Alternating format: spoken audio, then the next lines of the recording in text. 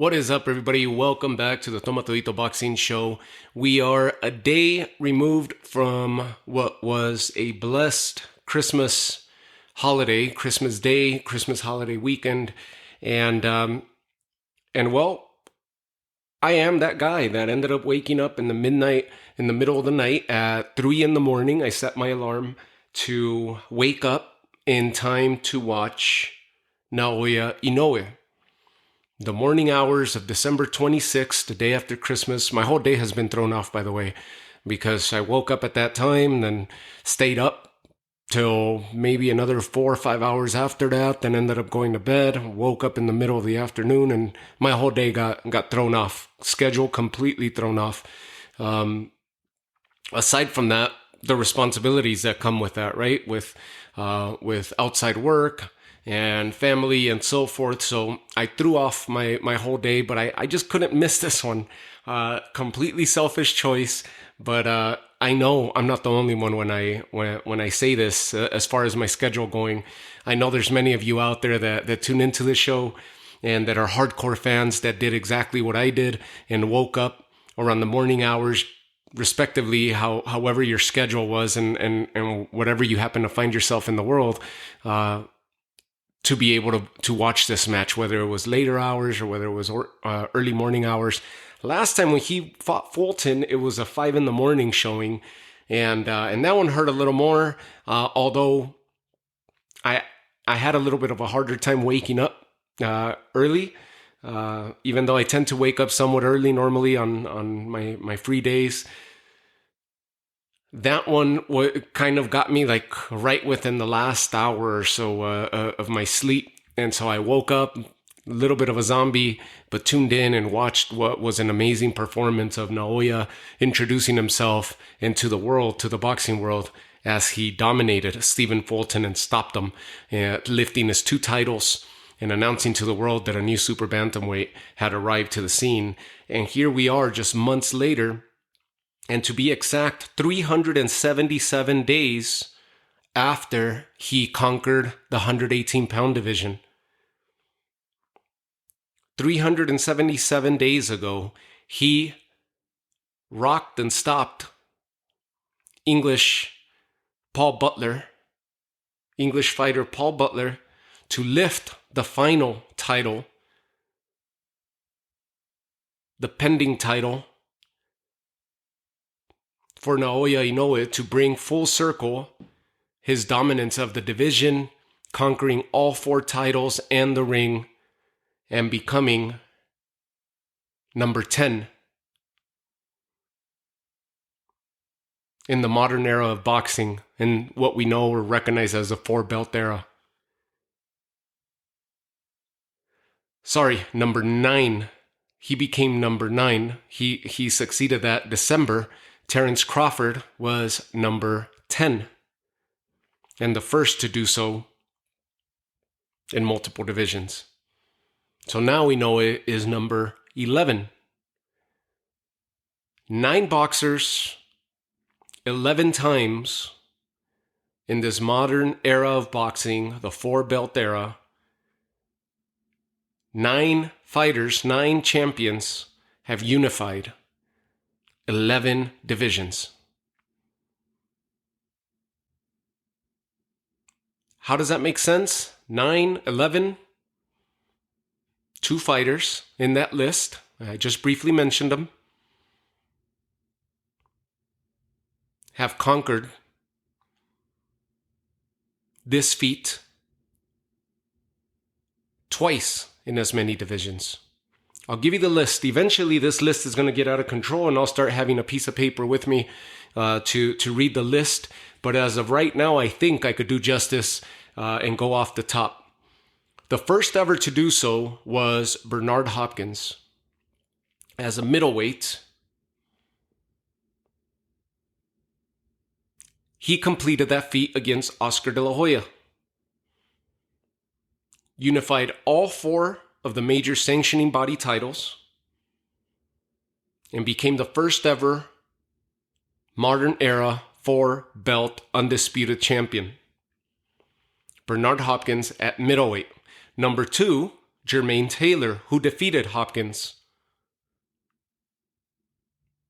Number 3, Terrence Crawford at 140 pounds, a junior welterweight or super lightweight, depending on your sanctioning body of choice.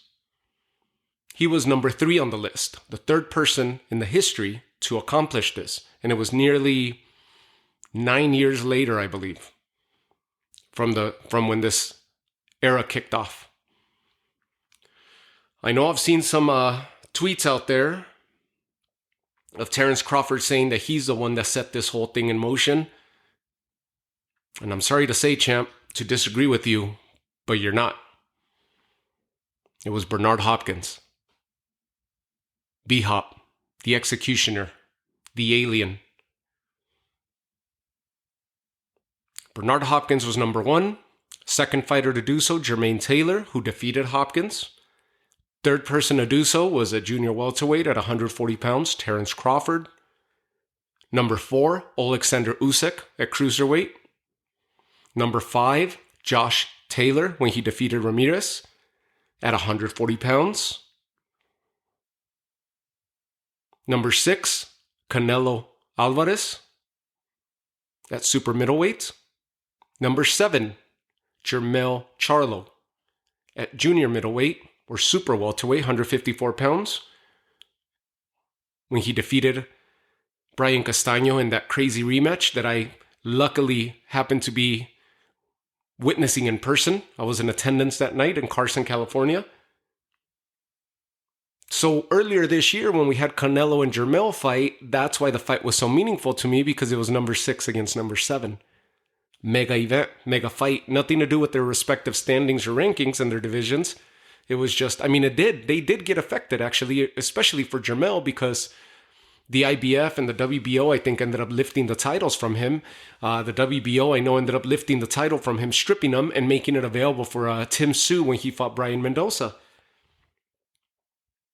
So there was complications and consequence due to that big mega event, but really, he didn't lose the titles in the ring. He was stripped. He earned them in the ring against Brian Castaño. In those 2 amazing, amazing fights that he put together. The first one that was so close, and the second one, Jermell, who showed up with the adaptation and the changes to his game plan, whereas Brian Castaño continued as if it was round 13 from the first fight. He continued where he left off from the first fight. Number 8, the Dream, Devin Haney. One of the guys who I'm so big on, and I've been pushing for him for so many years, while the naysayers continue to knock on him and call him the email champ, the paper champ, the mail-in champ, whatever it is. I've been pushing for him because his dad was right.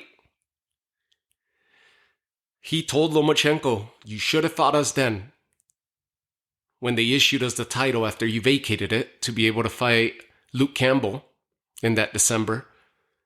He vacated, got lifted by the WBC to a franchise status, and they handed the belt and the trainer of the year to Bill Haney and the belt to Devin Haney that year.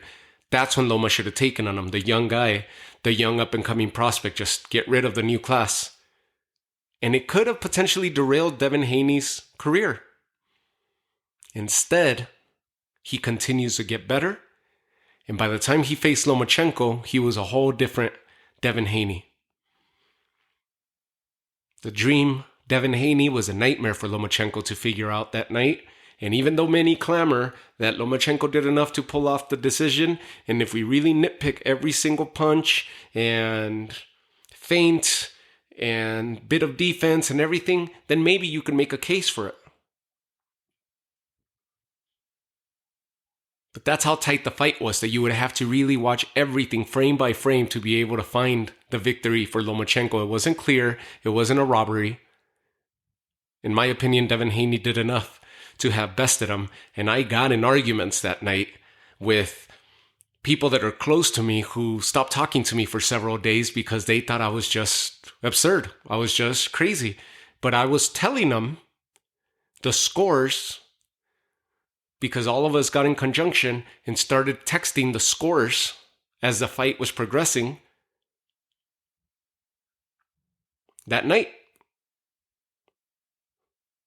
And the arguments begin around round 7 or so in the second part of the fight, where they're like, how the hell do you have the score this way for Devin Haney when we're seeing this and this and this? And I was like, well, this is why.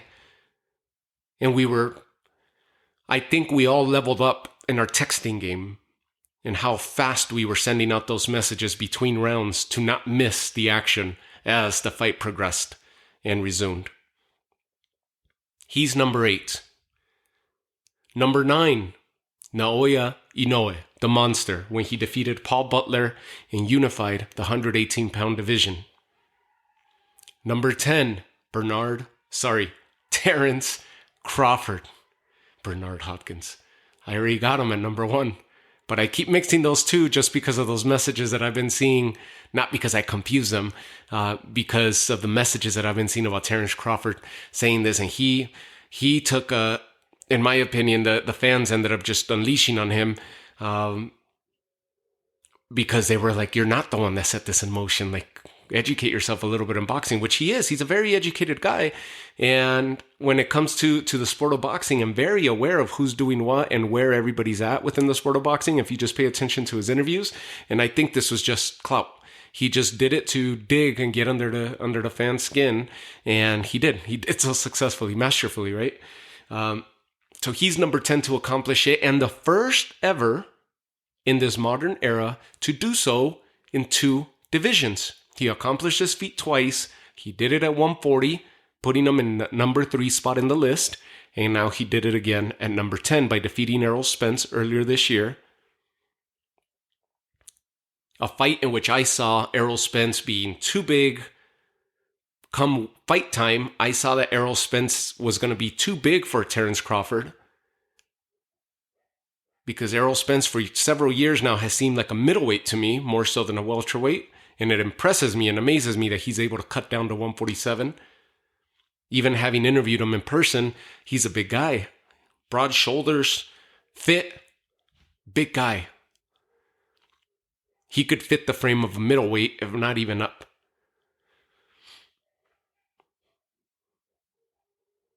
Years ago, I had a chance to meet Sergio Martinez when he was at the top of the middleweight division. Completely different frames.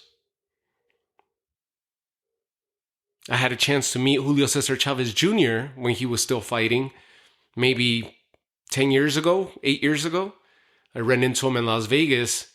Again, similar thing. A lot taller than Errol Spence. Amazed that he could actually cut down to middleweight, because he was as big as me. Or perception-wise, the visual test, the visual inspection was that he was similar build and size to that of yours truly.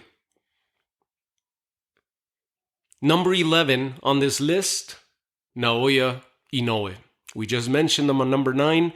377 days ago, he defeated and stopped Paul Butler to unify 118 bantamweight. This year, he made it a task to move up to 122, defeated Stephen Fulton, lifted 2 titles in one shot, stopped him, and now defeated Marlon Tapales, stopping him as well. Number 11 on the list, he's listed twice on there, and the second person to accomplish the feat in as many divisions, and the only company standing shoulder to shoulder with Terrence Crawford in this modern era of boxing. The fight was one-sided, with a spirited effort from the former champion Filipino star Marlon Tapales.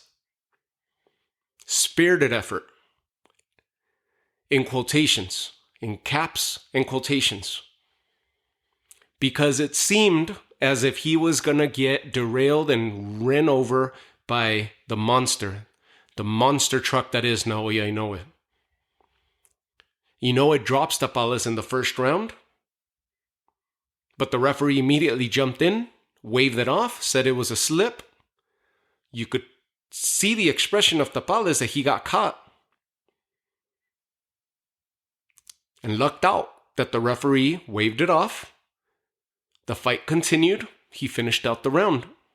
No knockdown there. Second round, Inoue continues. And the way that Inoue is fighting, he's no longer that fireball that just comes at you with just a full-on assault. For the last 4, maybe 5 fights, dating back to that of Nonito Donaire, where he had the first fight between Nonito and Naoya, where he actually had some resistance by the opposition in the form of Donaire. Ever since after that fight, his style tweaked a little bit. He still delivers in quantity. And the key to Naoya Inoue is not the quality per se of the punches that he hits you with, but the quantity. He hits you so many times, and he is mastering the off-rhythm punch. He is so good at timing, and he's getting to that Mayweather-esque level where Mayweather would hit you. If you're a traditional boxer that throws a 1-2, Mayweather would hit you at 1.5 or at 3. You would throw your 1-2. As you're pulling back, he would be punching at you. Your arms didn't even get in full position of a guard. You weren't able to protect yourself, and he had already peppered you. Off rhythm, off beat. They throw a 1-2-3. He hits him at 4, or at 3.5, or at 1.5 and 3.5. Off beat, off rhythm. Mayweather was a master at that. When he was at the top peak of his game countering, and he still is now that he does the exhibition matches. That's how he's winning all of them. He's just a master at shoulder roll and catching him off rhythm on the reset. Naoya Inoue is starting to do that, and he's starting to perfect it. That's one facet of his attack. The reactionary counter. The quick, split-second reactionary counter that he has. And the second facet of his attack is the quantity of punches that he throws. When he throws 4, 5, 6 punches and rains them down on the opponent and closes in on the opponent. As he's doing so, he's not throwing from a distance. He has invaded your territory, your personal space, and rains them down. Not just making you uncomfortable, but hurting you and getting you off balance. He closes distance so fast. And he did so again today, that it almost doesn't give you time to react. And thus far, it hasn't to the majority of his opponents in his resume, especially in the last few fights. And in the rematch with Donaire, this is the style that he applied, and he has done it to Stephen Fulton. He did it today with Marlon Tapales. He did it to Paul Butler. He is just closing in that gap at such a fast rate of speed that the fighters often duck, exposing their chin,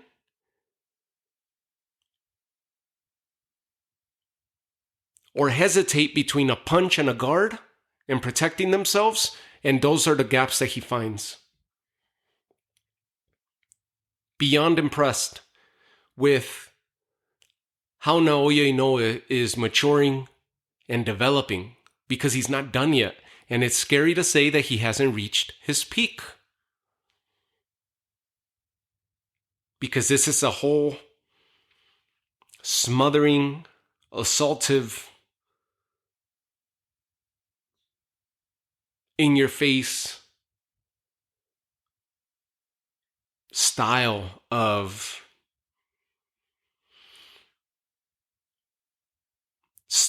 boxing that has transcended generations, and it is every bit of evidence for those of you that may be inkling that boxing is dead or listening to those narratives. Look at where the sport is going. Not all of them are fighting like this, but it just takes one. Because after Naoya Inoue, there's going to be a whole future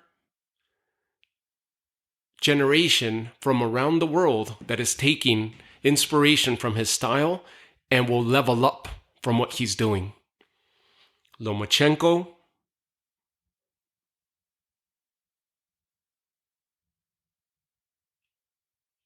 Jayo Pitaya at cruiserweight, who we just talked about, performed amazingly in this past weekend. The new age,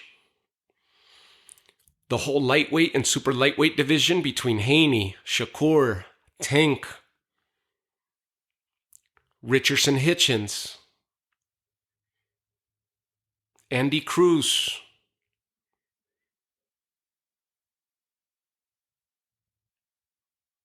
this whole new style of fight that is developing and generating is because of prior inspirations. When Julio Cesar Chavez used to destroy people to the body,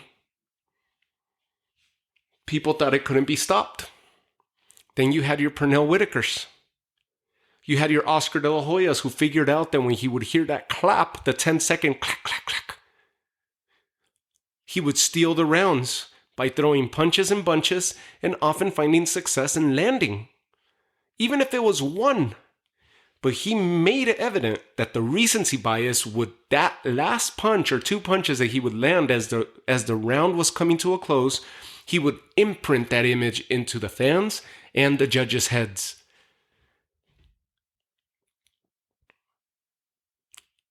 And he found a lot of success with that. Now you look at Canelo, who has evolved the old style of the Mexican fighter in the form of not just being a body snatcher, but putting combinations beautifully. He evolved himself from the counter puncher and heavy puncher that he was, the knockout artist that he was early on. Now look at him, combos, boxing. His stamina used to get questioned. Now he lasts. Terrence Crawford, his own unique style of throwing punches from different angles, landing at will, unorthodox as it gets, creative. That's Naoya Inoue. He's inspiring the evolution of a new style of boxing. Manny Pacquiao. If you look at Manny Pacquiao and you look at Filipino fighters that have come after him, they've all adopted, in a way, his style. Bouncing on their feet and going in and out. Tapales today, for some reason, was a lot more flat-footed than he traditionally was, or that he traditionally fights, and you have to credit Naoya Inoue with the punching power that he was hurting him and disrupted his entire game plan.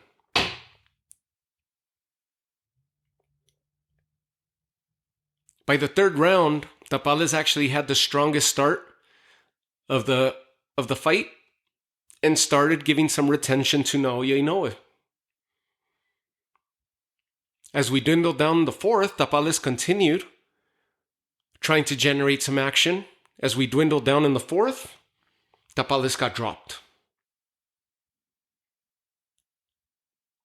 He fought himself to finish out the round. A lot of people, both in the commentary, in the crowd, and myself, started thinking, and in social media, as I was keeping track of the people that were actually tuning in at that time of day or at that hour, early morning hour. And it just looked like it was dwindling down. This was coming to an end. But he fought himself back after getting dropped. Finished the round. And fought on. And that's why I said caps and quotes for spirited. Because Tapales was not going to go out easy. So what did he do in the 5th? And in the 6th? And in the 7th? He started hitting with bad intentions. Just throwing knockout punch after knockout punch. Which, it was great because it was suppressive fire on the end of Tapales. But it was the negative there was that his battery, even though he was already getting worn down and he was starting to tire out, his energy was diminishing at a quicker rate than that of Inoue's, especially throwing heavy leather after heavy leather, just knockout punch after. He was just trying to shake and stop Inoue in his tracks so he could try to shift momentum, and his battery continued to diminish at a faster rate than that of Inoue's. By the 8th round, you do see a lesser version of Naoya Inoue, which is a key that came to my mind as I'm watching this. Inoue started looking a little bit tired. Rightfully so, because look at the amount of work that he does early on in the fight. He throws a lot of punches in quick succession, and his footwork is second to none. He's in and out and rounding about the opponent and circling the ring and getting in, getting out, defending, feinting, ducking, weaving, and punching and countering. And he is so active, it is so smothering and so much activity on behalf of Inoue that you could only imagine being in front of him. And you have no idea. It's almost like a blur, the way that he fights. So yes, by the 8th round, you start seeing him gasp for air and starting to go to his corner a little bit more tired and a little bit more worn out because he's doing so much work, which usually stops the opponents around that facet of the fight. That's the key for anybody who's able to mitigate and withstand, that they know that there is hope.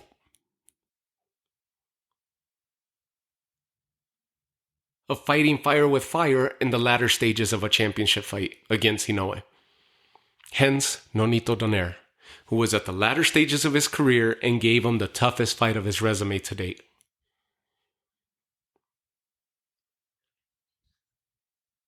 Second half of the fight, we start seeing Tapales fight in a wider stance, applying the shoulder roll, but he just wasn't letting his hands go. If he only would have let that left hand go, with the shoulder, the way that he was rolling his right shoulder to protect his chin, and he had such a wide stance,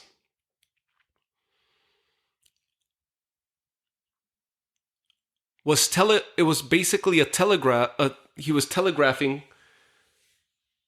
or foretelling what he wanted to do, which was catch Inoue with a power left counter, with a looping left as Inoue came in. The problem was that Inoue was coming in with his left hand himself, catching Tapales on the forehead. He would punch around the shoulder and over the shoulder, still catching Tapales. And so Tapales would end up ducking further, tucking his chin, instead of exposing the opening of the right side of the face that Inoue was exposing. He would further tuck and expose his chin, to which Inoue would generate the attack with the left over the shoulder and follow it with a looping low right hand, catching him dead in the nose, dead in the chin, with an fully exposed face, and continue to hurt Tapales in that fashion. The left hand from Tapales was non-existent down the stretch, which I really think would have shaken Inoue with the angle that he had. If he would have landed one or two of those, he would have pushed Inoue back, especially Inoue that was starting to get a little bit tired and a little bit slower, which is still super fast for the majority of people, but it was a slower Inoue that we were seeing down the stretch.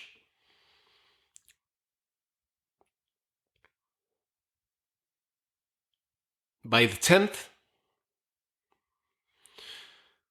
we started seeing TAPALES been hurt in the 9th and continue to get hurt in the 10th. We started seeing a diminishing TAPALES who continued to do his best to suppress the oncoming assault of Inoue. He tried to exchange fire with fire, found himself in the center of the ring, and Inoue throws two subsequent missiles with his right hand. The first one splitting TAPALES' guard, dead center, which caused TAPALES to stumble backwards towards the ropes.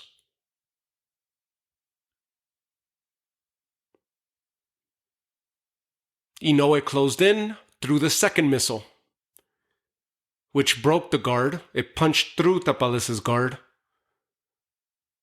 and subsequently dropped him.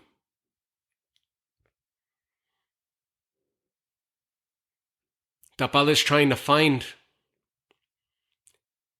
his balance while on his knees. You see him rubbing the canvas, or what appeared to be rubbing the canvas with his right and his left glove, but he was really trying to find the strength and the stability to be able to stand, and he couldn't. He got counted out, and he stumbles to the side. He was hurt, badly hurt at that, where his equilibrium was completely gone. And you could see that he wants to get up, and he can't.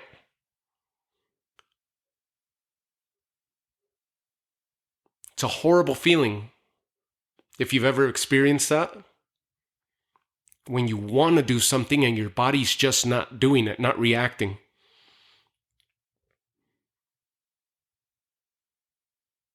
And impressive that Inoue still generates that much power after what was, in essence, a tough opponent for him. Because even though on the scorecards it was a one-sided fight, there was no way TAPALES could have pulled off a decision here.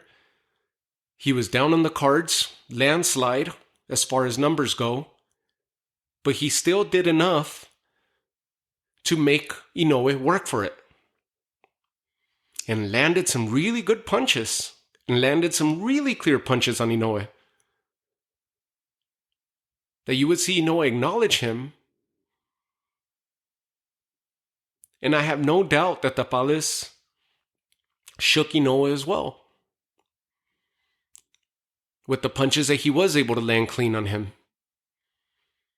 For Inoue, it was a matter of staying the course. He's been there before, but you could tell that he starts feeling a little bit vulnerable when he's throwing everything at the opponent and he just can't get him out. So at that point, he has to just be okay with sticking the course, not getting caught, being aware of not being caught with anything off guard or at random that could derail his whole plans and his body of work up to that point, and just see the fight through to the end. But you see it in his eyes when he goes to the corner, the vulnerability of, I don't know what else to do. At least it was evident to me at the close of the 8th and the 9th.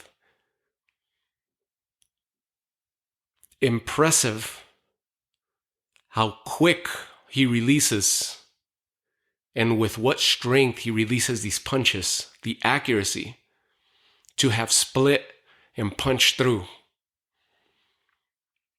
in succession, in the succession in which he did, and in the form in which he does it, because it's so fluid.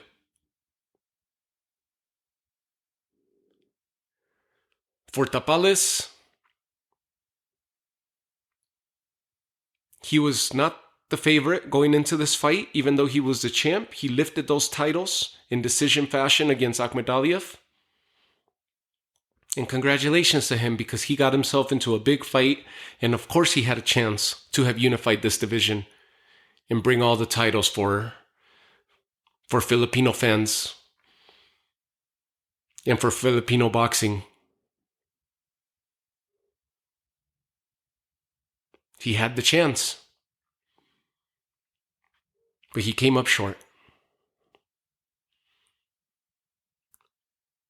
This is the 4th loss of his career, and it's been a great career at that. Inoue, post-fight, a lot of rumors have been thrown out there that he's looking to conquer this division and continue on to 126, where you would run in eventually to potentially, at that time, a Robeisy Ramirez, who was the co-main eventer or on the undercard of Inoue's and Fulton's card earlier this year. So he was a champ at 126, went to Japan, put on a great performance, and so it was kind of being set up that Inoue would move up to 126 and potentially fight Robeisy Ramirez. Or Venado or any of the other fighters at 126. During the commentary, they were mentioning or making the comment that this raises a question because he's hitting Tapales with everything that he was hitting him with, and he does stop him. But will his power transition in this dominant fashion if he continues to move up, especially if he goes up to 126? Will his power transition with them? And will it have the same effect with the bigger bodies at 126? That's the intrigue. However, Inoue dismissed that. He dominated 122. He is the king at 122. He says he's comfortable at 122.